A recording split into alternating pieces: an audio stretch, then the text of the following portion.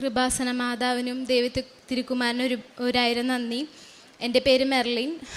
ഞാൻ ചാലക്കുടിയിൽ നിന്ന് വരുന്നു.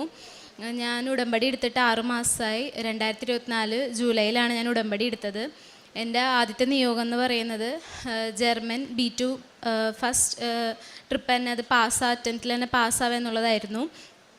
ഞാൻ എക്സാം എഴുതി. എനിക്ക് റൈറ്റിംഗ് ഭയങ്കര ബുദ്ധിമുട്ടായിരുന്നു. ഞാൻ പ്രിപ്പയർ ചെയ്യാത്ത ടോപ്പിക്കാണ് വന്നത്.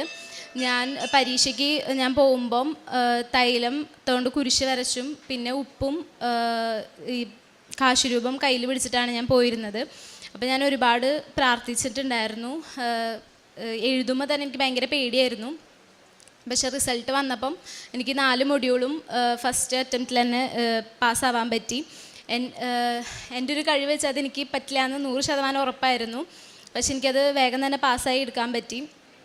അത് കഴിഞ്ഞ് ഞാൻ പ്രോസസ്സിങ്ങിന് കൊടുത്തു. അപ്പം പ്രോസസ്സിങ്ങിന് കൊടുത്തപ്പം ഏപ്രിലോട്ടാണ് കൊടുത്തത്. പക്ഷേ ഏപ്രിലോട്ട് കിട്ടില്ല, ബുദ്ധിമുട്ടാണ്, സെപ്റ്റംബറിലോട്ട് ആവുള്ളൂ എന്നൊക്കെ പറഞ്ഞിട്ടുണ്ടായിരുന്നു. അപ്പം ഞാൻ ബൈബിളും അതുപോലെ തന്നെ ഈ പ്രത്യക്ഷീകരണ പ്രാർത്ഥനയും വെച്ച് ഞാൻ ഒരുപാട് പ്രാർത്ഥിച്ചിട്ടുണ്ടായിരുന്നു. അത് കഴിഞ്ഞ് 2 ദിവസം കഴിഞ്ഞ് എനിക്ക് ഇൻ്റർവ്യൂ വന്നു. എനിക്ക് ഫെബ്രുവരിയിലോട്ട് ശരിയായി. എനിക്ക് ഫെബ്രുവരി 1-ാം തീയതിക്ക് വിസ അടിച്ചു വന്നു. ഞാൻ എൻ്റെ ഉടമ്പടിയിൽ വെച്ചിരുന്നത് 2025 മാർച്ചിൽ പോകണം എന്നായിരുന്നു. പക്ഷെ എനിക്ക് ഫെബ്രുവരിയിലോട്ട് എന്നെ ശരിയാക്കി തന്നു മാതാവ്. പിന്നെ എനിക്ക് ഫിനാൻഷ്യലി നല്ല ബുദ്ധിമുട്ടുണ്ടായിരുന്നു.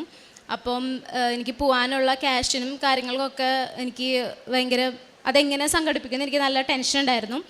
പക്ഷേ എൻ്റെ ഹോസ്പിറ്റൽ തന്നെ എനിക്ക് ഒരുപാട് കാര്യങ്ങൾ സ്പോൺസർ ചെയ്തു. ഏജൻസി ഫീസും എല്ലാം കൂട്ടി ഒരു 5 ലക്ഷത്തോളമൊക്കെ വേണമായിരുന്നു. പക്ഷേ എൻ്റെ പ്രോസസ്സിങ് ചെയ്ത് തന്നത് ഞാൻ പഠിച്ച സ്ഥലത്തുള്ള അച്ഛൻ തന്നെയായിരുന്നു. അപ്പം എനിക്ക് പ്രോസസ്സിങ്ങിൻ്റെ ഒറ്റ പൈസയും വന്നില്ല. പിന്നെ എനിക്കിപ്പം പോണേൻ്റെ ചിലവുള്ള കുറച്ച് പൈസ മാത്രമാണ് എനിക്ക് ആവശ്യമുള്ളൂ. ടിക്കറ്റ് വരെ എനിക്ക് അവരാണ് എടുത്തു തരുന്നത്.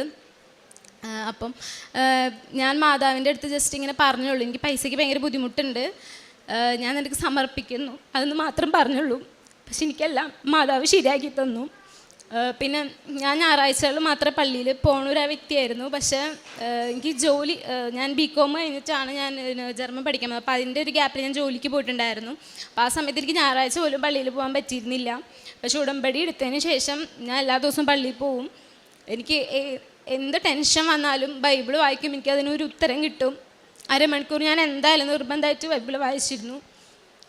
പിന്നെ കാരുണ്യ പ്രവൃത്തികൾ ചെയ്തിരുന്നു.